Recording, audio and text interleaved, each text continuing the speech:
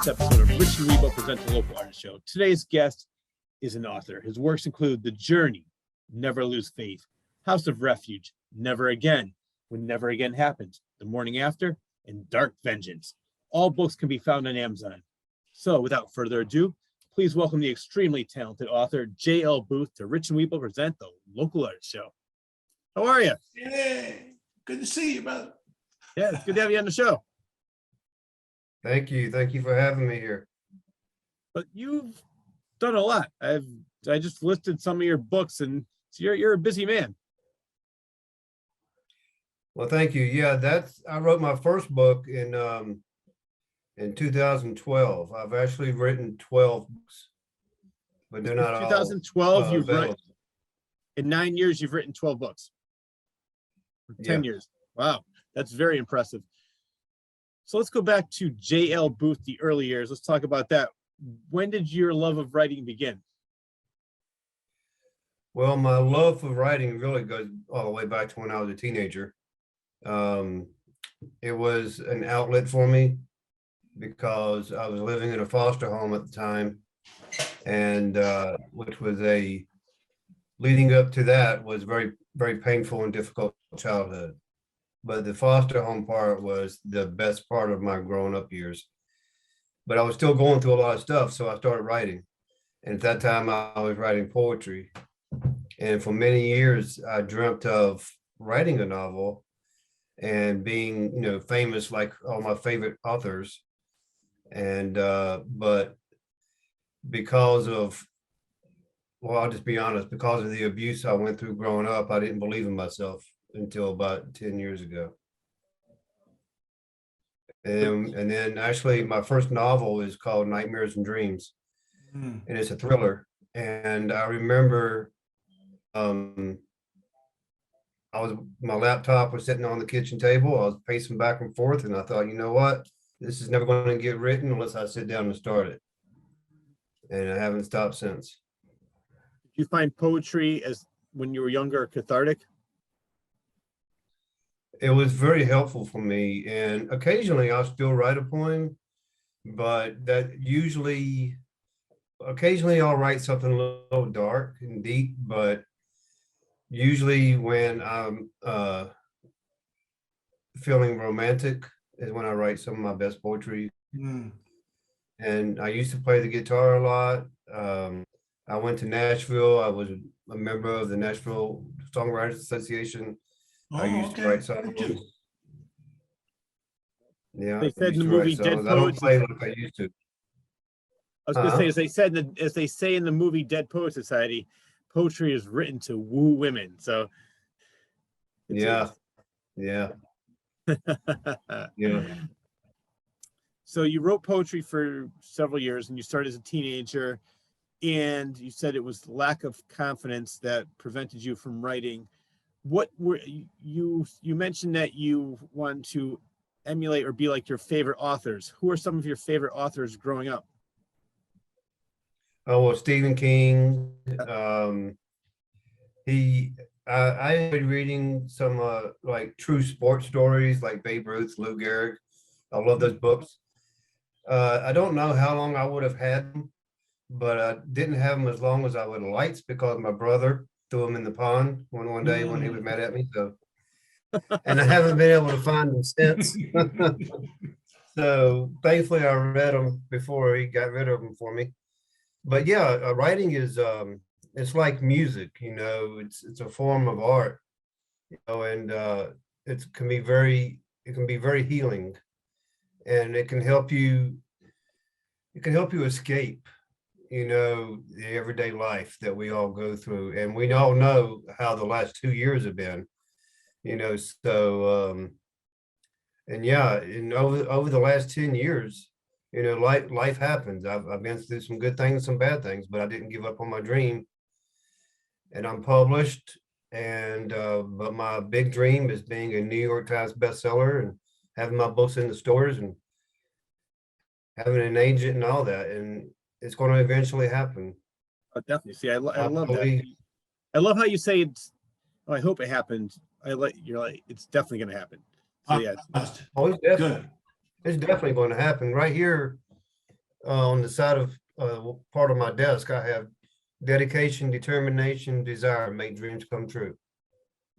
And I have to remind myself of that, and I have my down moments, I'm human. We all have them. And there's times when I struggle with finding the time to sit down and write. Like today, I worked 12 hours and I'm doing this. So I probably won't get any writing done tonight, and that's okay because I have to be at work at 8 o'clock in the morning. But there's been days I sat down and I've written 5, 6, 10,000 words in one day, or I might sit down and write one paragraph. You mentioned Stephen King. He's definitely one of my favorite authors, and also his son, Joe Hill.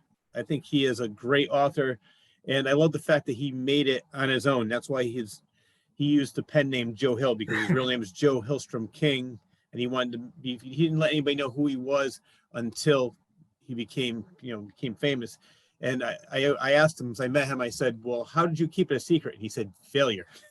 So, but the reason I bring that up is his son, his other son, Owen King. I interviewed him for this show, and he said that at first, he said that he saw his father and his mother, Tabitha, they were writing all day, and he said it seemed so lonely and so boring. And it wasn't until I started writing I realized I have all these characters I'm talking to, I'm playing with, I'm writing with. And do you find that same thing, where you're sitting there for hours at a time and you just get bored writing, or do you just sit behind the typewriter, or do you write longhand and just take it away?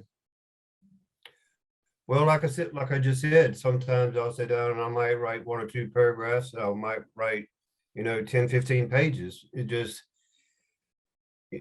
I know you've heard the term, muse. It just depends on how my muse is going that day. Sometimes I feel really inspired or very passionate, and I can, I have all these ideas and I'm just kicking them out. And sometimes it's just like, or you might get distracted really easy.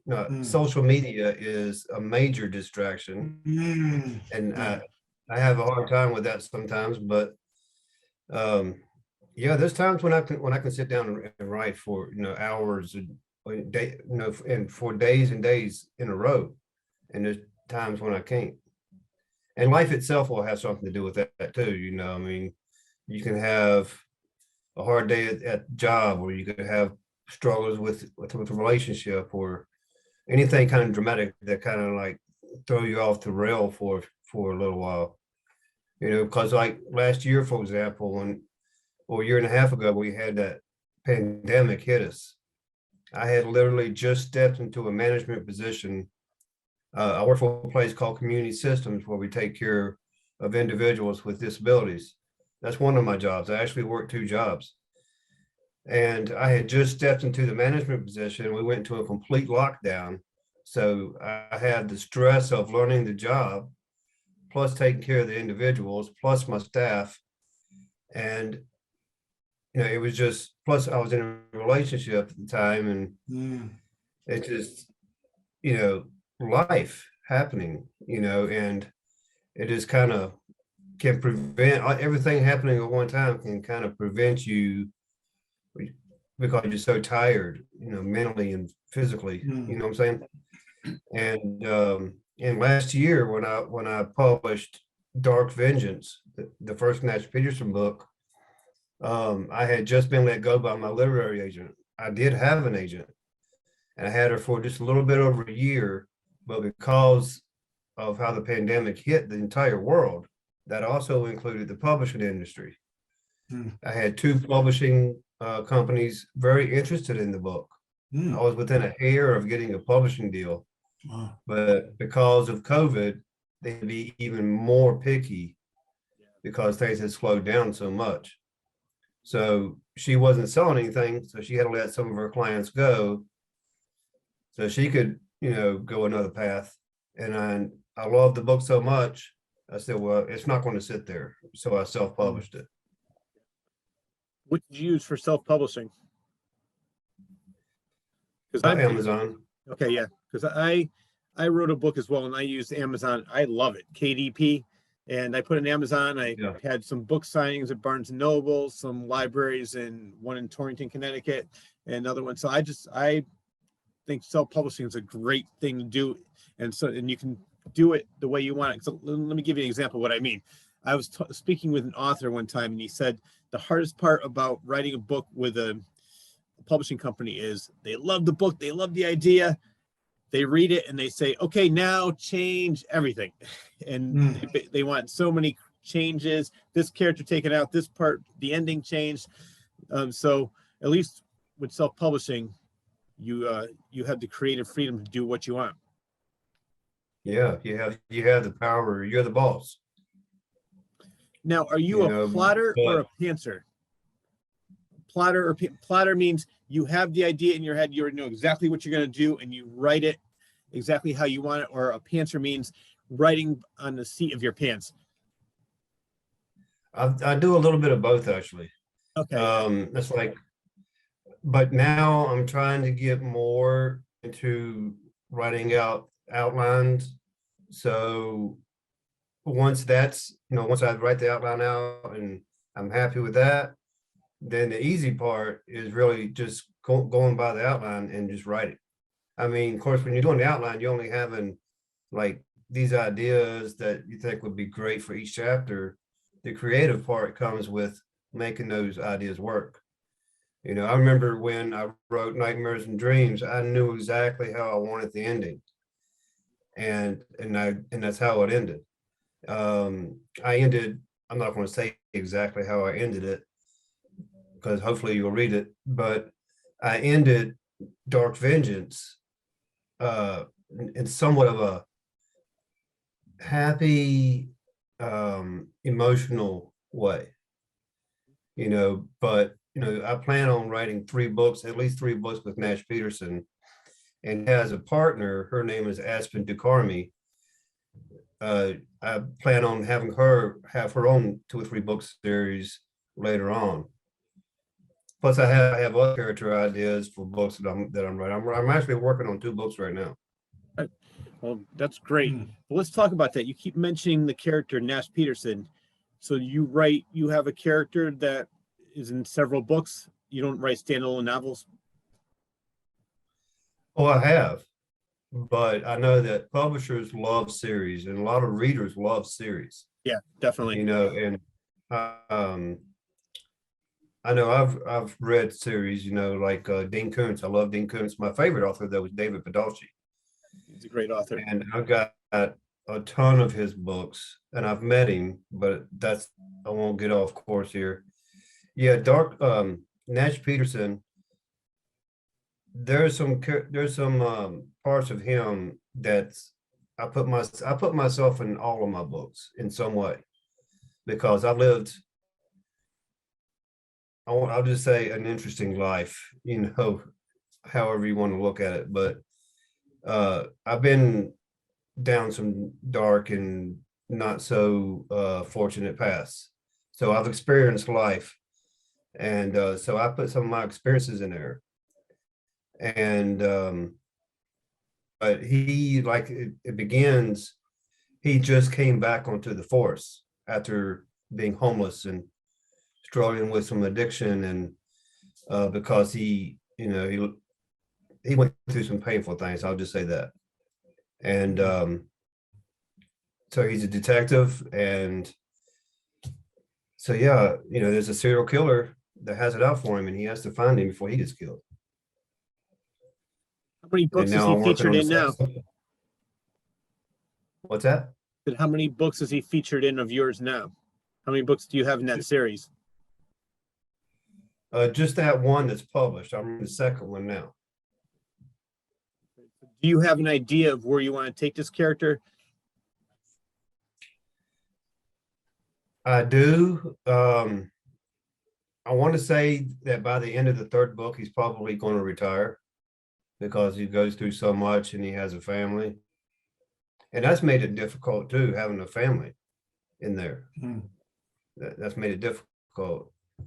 And I will say that his family is put in some dangerous situations. I have to say, well, besides Stephen King, 2 of my other favorite authors include Jonathan Mayberry and Greg Iles, and they do all series. Jonathan Mayberry, my favorite, is the Joe Ledger series, and for Greg Isles, it's the Penn Cage series. And I agree with you. People love series and they love returning to a character that they've got to know Yeah. over the years, and they know and love, and they grow up. It's funny. It's like they're not fictional characters anymore. They're almost like family. And I enjoy reading series books. So with that, that's more of crime fiction, sounds like. Oh, yeah, definitely. But you, I decided to go, I'm sorry. no, go ahead. I decided to write crime fiction because, well, that's what I love to read the most. I mean, like I know that you were reading off of what I gave Wilbert. Yeah. The journey of Never Lose Faith is about addiction. Yeah. The character in that, I believe, her name was Sam, and and she's an addict, and it goes pretty well in detail about addiction and how she recovers, and there's some romance in there too. The Morning After is more of a romantic thriller. Never Again and Whenever Happens, it's kind of a very emotional romance, and House of Refuge is also a romance. They're more of a Never Lose Faith. I mean, House of Refuge, Never Again, and Whenever Again Happens are Christian romances. Okay. Yeah, I was going to mention that before you go on. I wanted to mention because you have the term inspirational fiction. Right. Yeah. That is, you were about to tell me it's Christian. It has a message. Yeah, they do. Yeah. But my publisher, they're available on Amazon under my name, Jamie Booth. Okay. But again, J.L. Booth is my pen name for crime fiction, which is the genre that I'm going down now. You mentioned that you had a publisher, and that was before the pandemic. So you did have one for a while, and then you were dropped. Is that what happened? No, that was my literary agent. Okay. I actually had an agent, and we're still friends, but it didn't work out for her. Where she was making money. It's just like any other kind of agent. If they're not able to sell your songs or your scripts or your books, they're not making money. No. So, she had to work, so she's doing other things. You said you met David Baldacci. What was his words of wisdom to you? What did he recommend to become a better writer? Well, there's a kind of a funny story with that, because I knew he was coming to Hartford, Connecticut, to the Mark Twain house.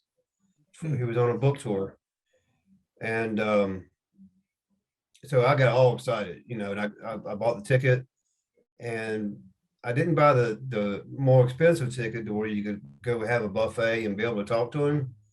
But so when I got there, I'd never been there before. And when I got in my car, there was this older lady with a walker. I asked her, I said, "Are you going in to see David Baldacci?" She said, "Yeah." I said, "Okay, well, I'll just follow you," because I didn't know where, go. It just so happened she went in the door, and I followed behind her, and he was standing right there. And I don't know if it was his wife or his assistant that was sitting there, but he was busy talking to somebody. And I asked her, I said, "Do you think he would mind if I talked to him?" And she laughed and said, "Well, I don't think he'll push you away." So I walked up to him, and the other guy, they finished up and he walked off. And I laughed at myself later because I know I sounded and probably looked like a crazy teenager, starstruck, because I was babbling on and on. But I was telling him about my book, and I actually had the courage to ask him if he would like to see it. He said, "Yeah." He said, "Send me the book." All right. So I did, and he liked it enough to where he sent it to his agent. Oh, And yeah, and he's with a big time agency, I looked them up and they got a ton of agents. And, but the agent who actually read it, I can't remember his first name, but his last name was Hoffman. He emailed me back and he actually praised the book. He said, but he didn't take me on. He said the only thing he didn't like about it was, for him, there wasn't quite as much dialogue in it that he would like. So, but that was a big confidence booster for me, that somebody like David Baldacci would do that. Yeah, that's You great. know, so yeah, I mean, David himself, the only thing that he to me suggested was to just never stop writing, to never give up on my dream. You know, so he never actually said anything to me about the actual book itself, but just by him doing that spoke volumes to me. The advice that I got for writing, and I love this, was they said, if you ever get writer's block, doesn't matter what it is, just write anything down. And you never know, that might take the story in a completely different way, do a complete 180. And I've done that several times and I had no idea where the story was going. And there was a point when I was writing one of my stories where I was so engrossed into the writing. I said, I can't wait to see what's going to happen next. And I realized, wait, I'm the one who's going to make it happen next. But I got so engrossed and the characters took a life of their own. And that only happened when I wrote 5 short stories, and it's in a compilation of 5 short stories. But that was the one story where I just couldn't stop writing, and I had no idea where it was going and how it was going to end. And it's funny because that's how most people pick that as their favorite story. Yeah, and I love what you just said too, when you said, I can't wait to see where this goes. Yeah. Because in a way, when you're feeling that way, that's really kind of exciting, because you know, you're sitting down and you're writing, and that's when a lot of the greatest ideas come to you, because you don't have them planned out. How many times have you laid in bed at night and you think your mind's going and you come up with this great idea and you have to get out of bed and write it down, because you're probably not going to remember it the next day. Yeah. It was funny because I've had dreams where I woke up, I said, I got to write this down. This is going to be a great part of the story. That's happened several times. Yeah. Yeah. In a way, aggravating because you don't want to get out of bed, you know, but you almost have to. Yeah, no, exactly. I mean, I always had something in the car, something by the bed, that if I had an idea, I'd just jot down a couple words to jog my memory. Yeah. Yeah. That's why, you know, I was watching a documentary on Woody Allen. I loved what he said. He goes, I will never, ever run out of ideas. And what he opened up his drawer, and in it was a whole drawer full of little notes like this saying, man in bar meets woman, this and that. So he said, I'll just write an idea down, put it into my drawer, and then every once in a while, I'll take it out like, oh, I forgot about this. And I'll start writing a screenplay. So, yeah. I mean, I have ideas. I have at least 8 novels, either started the outline on, or I have ideas for characters that I know I want to write. Like I know I'm going to write the one I'm writing now and one more for Natch Patterson. And I plan on writing 2 or 3 for Aspen Takarmi, his partner, but he'll probably come back in those books to assist her in some way, because she's going to transfer to another department. I have the character Bailey Merrick, who's a female detective, based here in Torrington. Oh. I have Echo Sloan, who was a government assassin, and she killed her first man when she was 12 out of protect herself, because she just witnessed her parents get killed. You know, which obviously turned her entire life around. And I have Joe Blackman, who is a Waterbury cop. You know, so I have a lot of ideas, and I have plenty of books in me. And I tell people that dreams don't just fall in your lap. Nope. You have to you have to believe in yourself, and you have to believe in your dream, and you have to work for it. And you know, and I like what you said earlier about what Owen King said, or no, not Owen, his brother, the other son, what was his name? Well, Joe Hill, I met, but Owen King is the one that said that he wasn't sure if he wanted to be a writer because it seemed so lonely at first. Right. I think he said Joe Hill said that he succeeded because of failure or something like that. Yeah. What happened was because he said, I asked him, I said, how did you keep your name a secret from so long and your connection to your father? He goes, failure. He goes, I failed so many times. Nobody was even paying attention to me. Mm. And it's funny because I want to ask you this because his process where he has a lot more time because his full-time job is writing, but he will write 1,000 pages on a backstory so he gets to know the character himself. That's not even going to be part of the book. Do you have a similar process where just to get to know the character, maybe you write things down, maybe not as in depth as Joe Hill, but where you just, all right, this is my character does this, but I'm not even going to mention the book. I know he comes from here. Do you have a similar style coming when you start to write your books? Well, I'll give you a perfect example of the ideas that I got for my first novel, Nightmares and Dreams. This was 10 years ago when there was a lot on the news about transsexuals, transgender, wanting to use the women's bathroom. There was a lot of laws, there was a lot of violence going on at that time. And I'm from the South. I'm from Virginia. I grew up in a small hick town where everybody knew everybody, and I couldn't get away with anything growing up. Yeah. And then plus I lived 14 years in North Carolina. So I came up with this idea of two lesbians who grew up in the same town I did, in Moneta, Virginia, which at that time was a very small hick town. And what they went through, and because it's a thriller, I'll tell you a little bit about it. One of them was kidnapped and held hostage somewhere based on the fact of her sexuality. That was the only reason. And how violent to find her and what he had to go through to manage to escape in order to survive.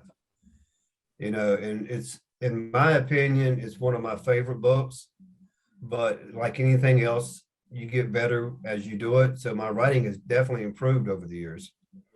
Like some of these, like The Journey, I look at some of my old writing and I kind of like shake my head. It's like, wow, this, it was nothing compared to how well I can write now. But as far as writing characters, I usually sit down and I write out.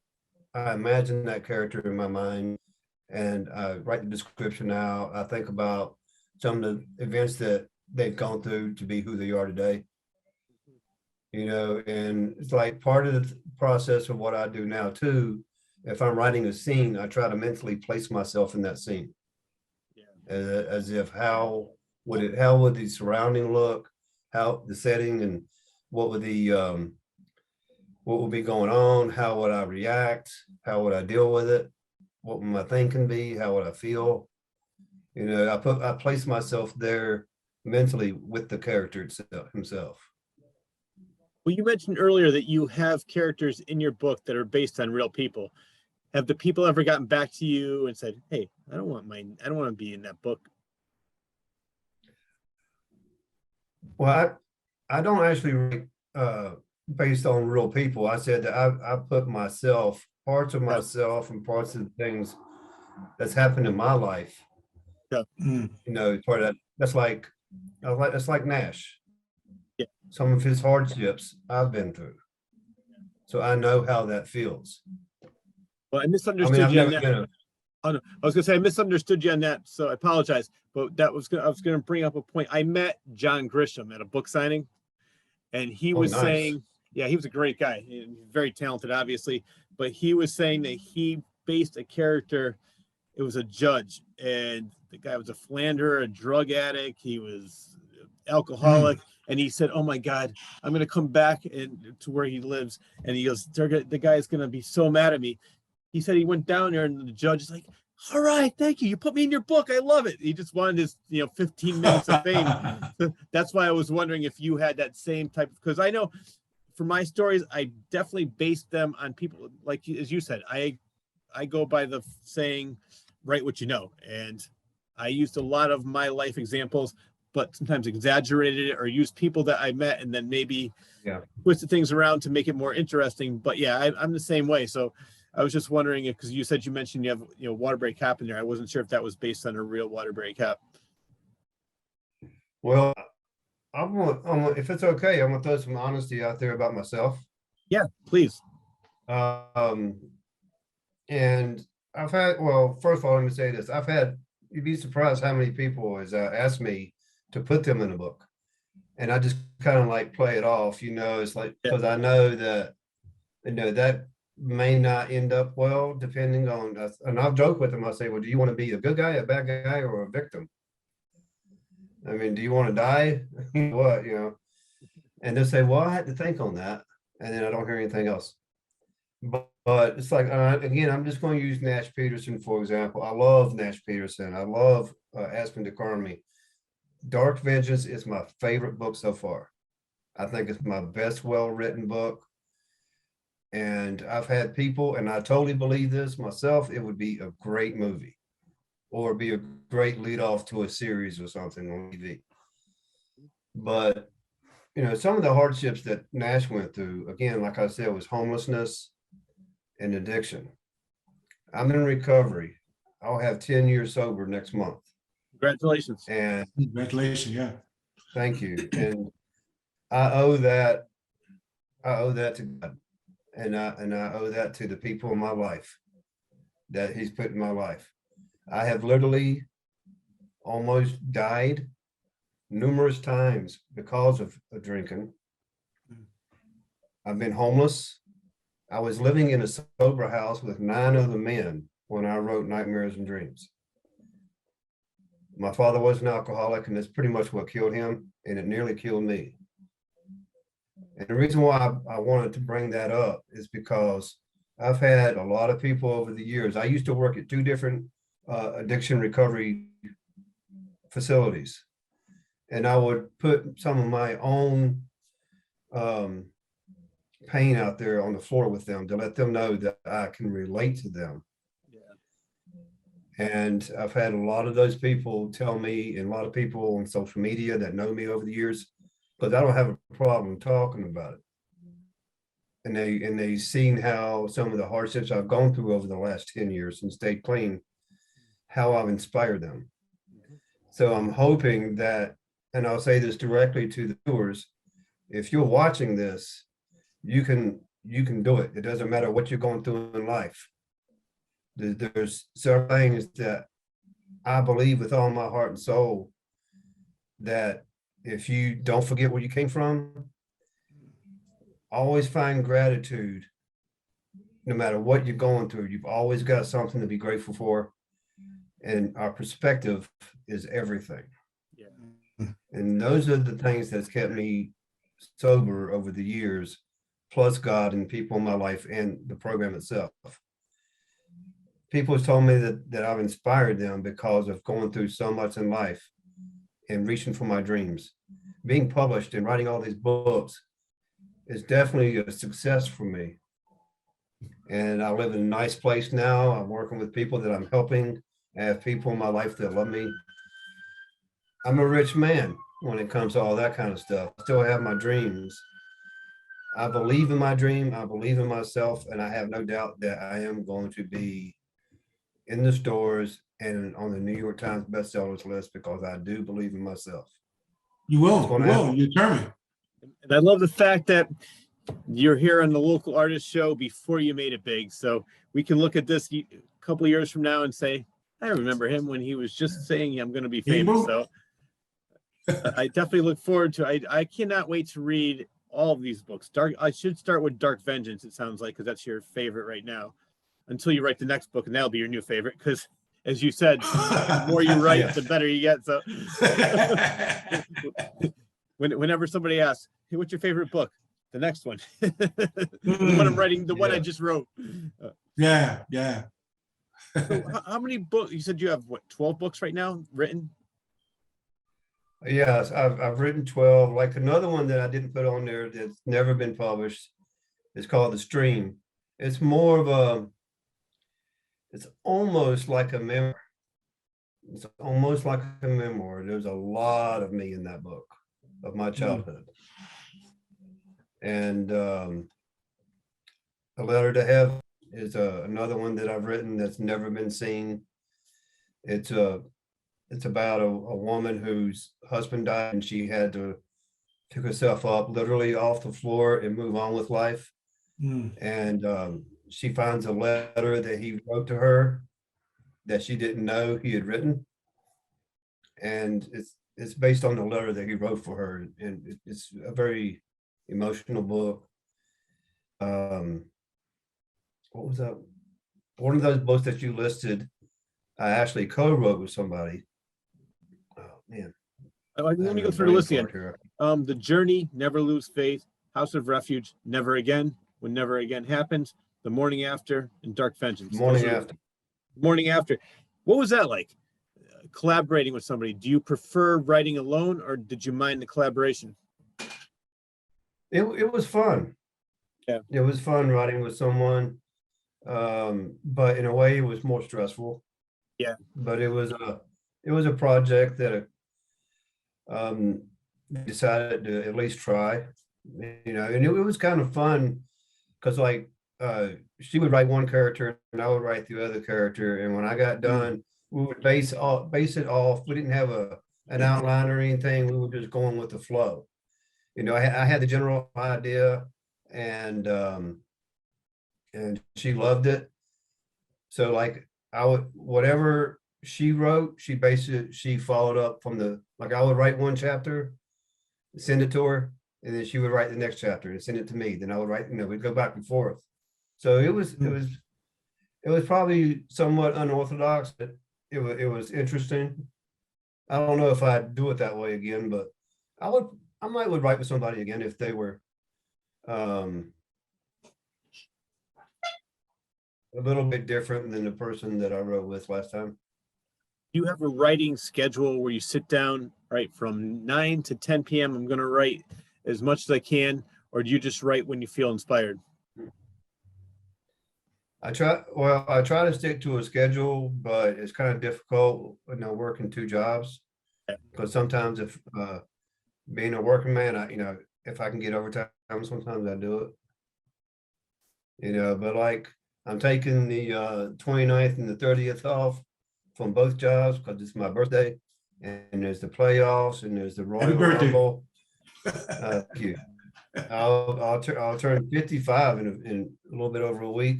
Oh, God bless you. So I want to relax. I'm going to watch some football and run, and I'm definitely going to sit down and I'm going to dedicate some time and spend on my books, because you know that's the career, that's the gift that I believe God gave me. And if I don't work on it, then I'm wasting it. You give yourself a deadline? Well, I had a deadline for Brutal Retribution, which is the second Natch Peterson book, to where it would be published, you know, sometime this summer. It's going to be difficult though, because I've decided that I didn't like the way the book was going, so I'm basically going to have to start it over. I used to be part of a writing club, and this is what got me so aggravated with the writing club.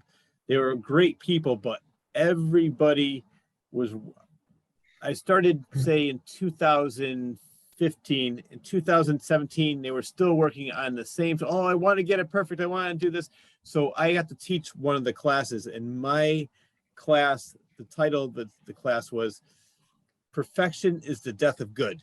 Stop trying to get it perfect. You're never going to make it perfect. Just get it as good as you can. Get it out there. Let the people see it. And then move on to the next one. So I like the fact, I mean, you're proving it's like you wrote 12 books in that short amount of time. I mean, it's a lot of books. It's a lot of books in 10 years, 9 years really. It just turned 2022. So I have that same mentality. It's like, you know, of course you want to be good, but you just can't dwell on, like, I think most of the time people are just afraid of criticism. They like when they're writing, people are like, oh, wow, I can't wait to read it. Can't wait to see. Then they're afraid when people actually do read it, somebody might not be so but you can't worry about that. You have to have a thick skin where some people are going to love it. Some people are going to hate it. And some people are It's true. So just as long as you like what you're writing, that's the most important. Well, we are our worst critic.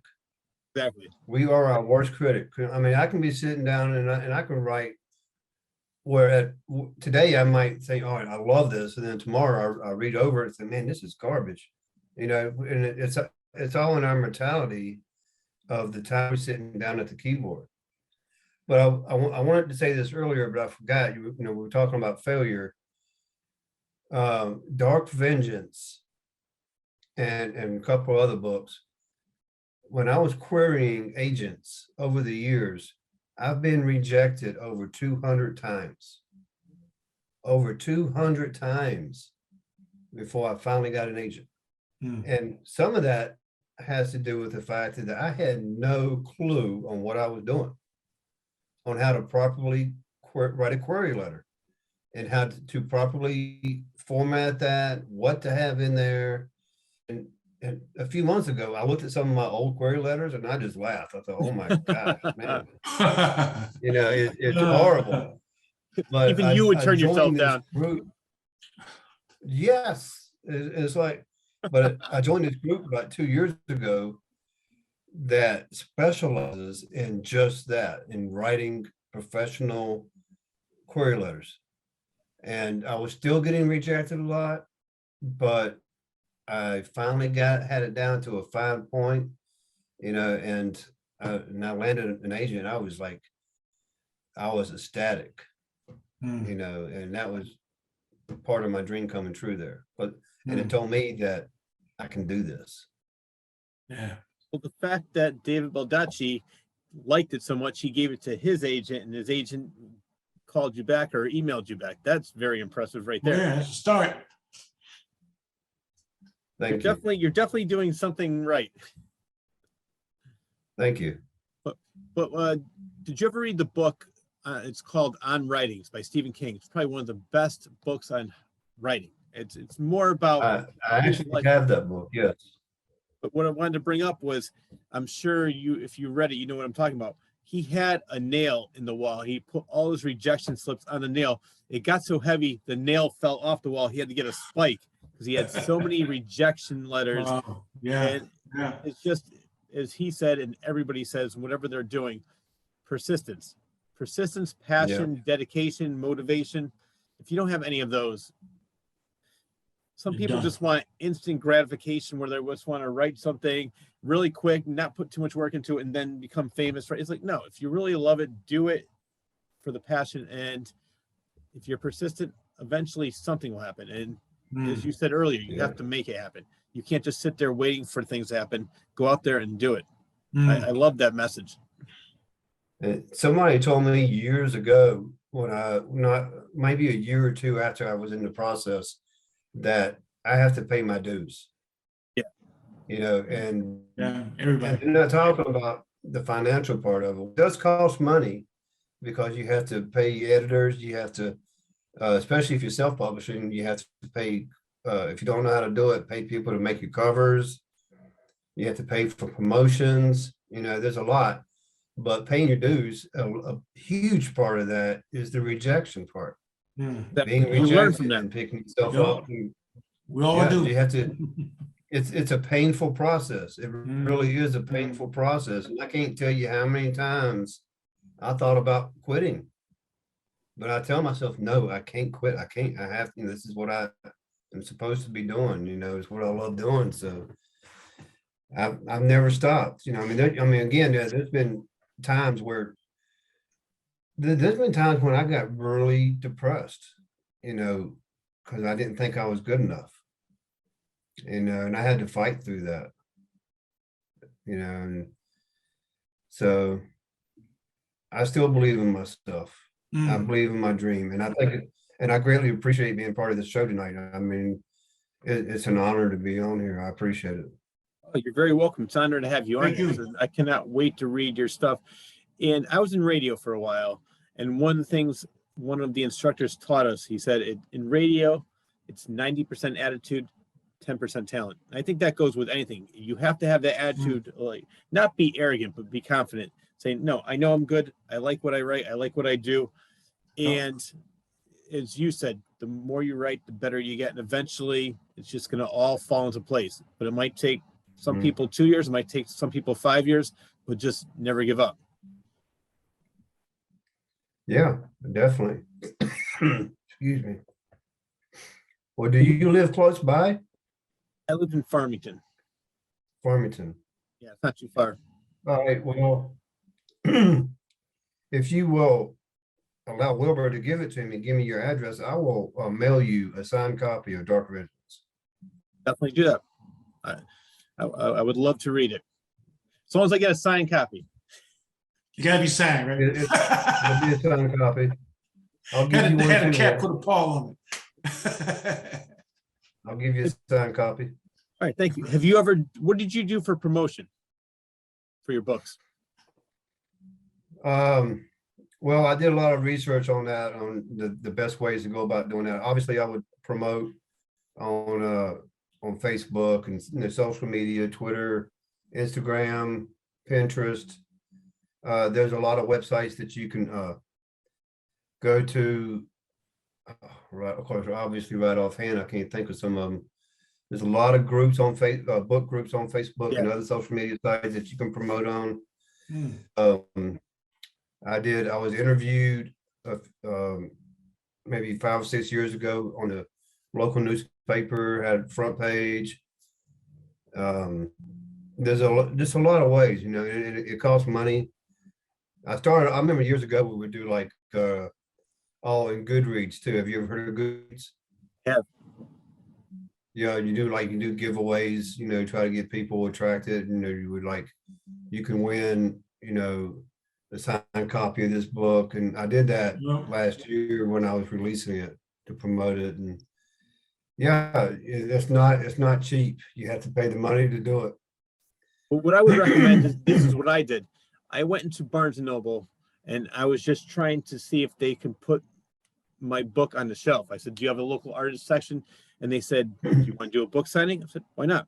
So since it's self-published and if it's the same for you, you have to buy your own books. So I bought 20, thinking like, oh yeah, I don't know how many people are gonna be there.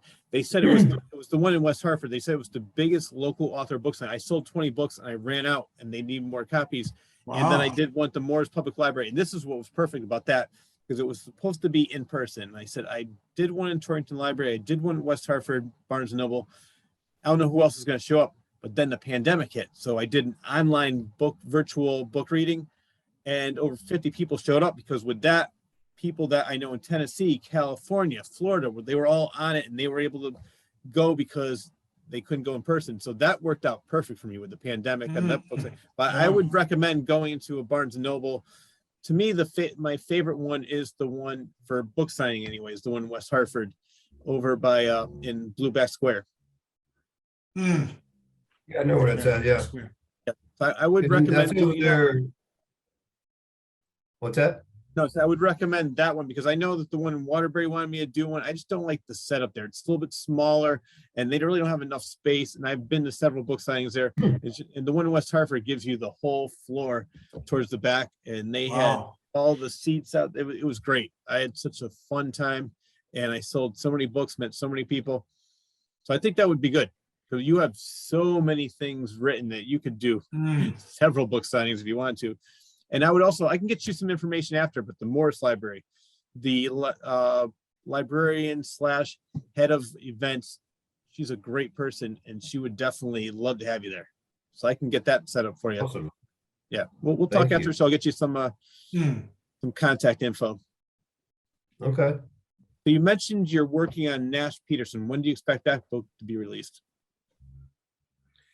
Well, like I said, my deadline was to be like around the end of June, but now that I've been struggling with it some, because I was actually like maybe killing too many people, so I need to. I need to I'm going through the outline again. I'm refining that, and there's going to be some serious revising I'm going to have to do. Mhm. And I'm like halfway through the book now, writing it.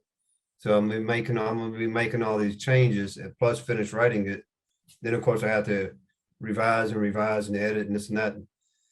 And I already have the cover for it, so I don't have to worry about that. I actually have the cover for the next two Nash Peterson books. Oh, okay. Who does Yeah, the I've already covers paid for you? those, I already have those. Huh? Said, who does the covers for you? A friend that I met online. Oh shoot, I'd have to look her up. I'd have to go to Facebook and look her up, but she's really good. I can email you the covers if you want to look at them. That'd be great. I appreciate that. For you, how many times do you write the novel? Like for me, it was probably different for me because I only wrote short stories. So what I would do is I'd write it out longhand without stopping. I would wait 2-3 weeks because it would be more fresh. Then I would start on the edits, and then stuff I would think that was horrible when I was writing it. Oh, that doesn't really sound too bad. Then things I thought was great, like, oh wow, what was I thinking here? So it gave me a little bit more perspective instead of just starting the edits right away. And then I would start my third copy, typing it, and that's when I would do the complete. So for you, how many times do you actually write the novel? Well, I have the original rough draft, and sometimes it's rough, and then I rewrite it, and then again, I agree with what you said, and give it at least a week in between versions, but 2 or 3 is even better because, like you said, you have a fresh mind, and you'll see things that you didn't see before, or you'll think of better ideas that you didn't have before. And that's a struggle, to do that because you're so involved in it. You don't want to do that. You have to make yourself it. Maybe take a break for a week from writing anything. Just enjoy taking a week or two just reading. Start one of your favorite authors' books or something, or maybe work on a different outline or whatever. But I'd say that I usually do 3 or 4, and then I go through it. I read it, take my time, and I pay very close attention to every line, and I read it slowly to make sure I didn't miss anything. Plus, I go through it with Grammarly and I edit it the best I can, and I have some other people read it for me too, have more than just my eyes looking at it. Yeah, that's what the beta reader, they call it. Yeah. Funny that you mentioned taking a break and reading, because every author I either interviewed, I met, said the same thing. They said the most important part of writing is doing lots and lots of reading. That is probably the best thing to do. And every author recommended that. They said, if you want to become a better writer, besides writing every day, which they said, doesn't matter if you're not inspired, just write something. But reading is probably the most important thing. And for you, when you're writing, did you ever get so involved in a story and you're a couple, 50, 60, 70 pages into it, and you said, oh, I have such a better idea for this, and had to start all over again?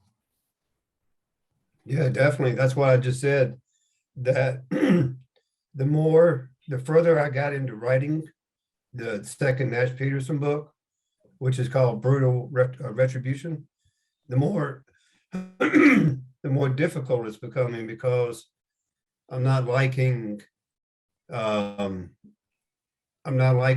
the fact that this is placed here when it should be placed here, or maybe that person shouldn't even be there, or maybe that person shouldn't die yet, this and that, so I'm having to go through it and with a fine-tooth comb and get that what I've written so far smoothed out before I can really continue to write the rest of the book.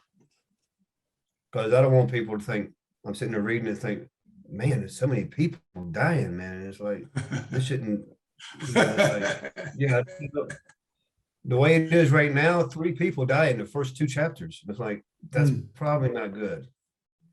So I'm gonna have to make some changes. And yes, definitely with reading, not only is it important to read just for the pure enjoyment of reading, but you have to read in the genre that you write. Because if you, like, say, I have a friend who wrote her first book, it's a fantasy book. I don't read fantasy, but I asked her, I said, do you read fantasy? She says, no. I said, well, I said, if you're going to write fantasy, you need to be reading fantasy, because the styles are in every genre is so different. I mean, if you're reading mystery and you're writing fantasy, the fantasy readers are going to pick up on something that said, this isn't what I thought it was going to be, or whatever. So I read a lot of thrillers and suspense and mystery. And I even like reading some Stephen King because I like his writing style, but I read in 2 or 3 different genres because it helps me with ideas. You know, I can put this here, even if it's only a snippet, you know, but as far as the main genre is, since I write it, or thrillers and suspense. You know what I like about Stephen King, and he's always associated with horror, but he is so much more. Somebody made this comment, and I agree with it. He's the Mark Twain of the 21st century. The guy is so prolific. I mean, in the beginning of the book, he has pages of all the protagonists and all the antagonists. It's 2 pages long, 13 protagonists, 12 antagonists, and you care about every character. You know them intimately, and he writes so well with the character development. An example of that was 11/22/63, which is about how a guy finds a wormhole to save JFK. You don't even. Oh yeah, I love that book. Yeah, it's a great book, but he doesn't even meet Lee Harvey Oswald until page 300 or something like that. So it's just, I love how much character driven his books are, and I can't stand when people. Actually, he made a comment. He was interviewing John Grisham, and they were just going back and forth having fun, and the people always come up to them and say, "Oh, we love your movie." He goes, "You know, we write books too," because so many people just think that the movie is that. And a lot of times, another one is Michael Crichton. Michael Crichton is probably one of the greatest writers for me. And people see Jurassic Park, which is a good one, but then they see some other ones, and you read the book. Oh, there's so much. Congo is one that was an example. Timeline was another. It's just that they're missing out if they think that the movie represents the author. And Harlen Coben is another great writer. Oh yeah, yep, I know him. Yeah. So if you had to pick, do you have any up and coming authors that you would recommend to my viewers?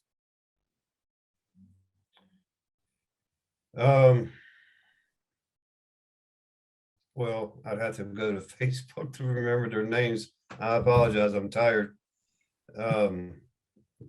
So right offhand, I really don't know this right offhand, but so I'm gonna have some friends I'm gonna have to apologize to later, probably.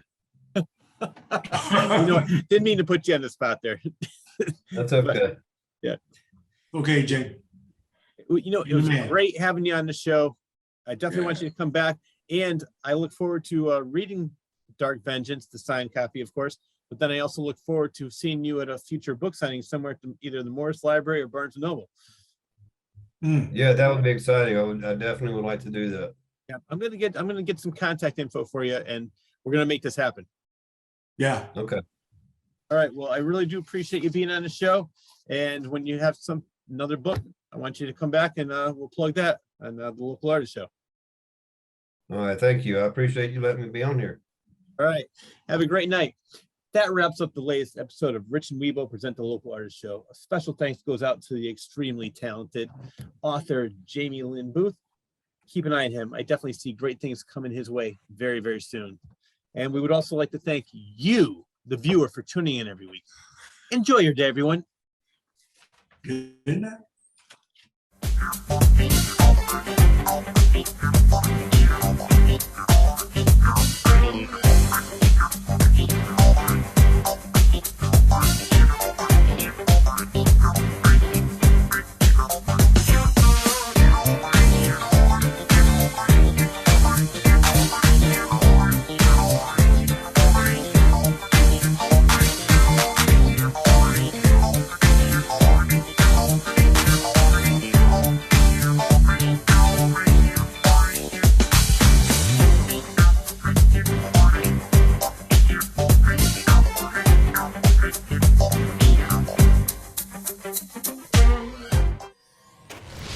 frenetic mind of author Rich Sear.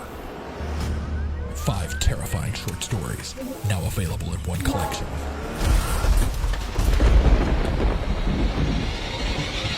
Confessions of a Frenetic Mind. 5 tales of blood-curdling terror, available on Amazon and Barnes & Noble.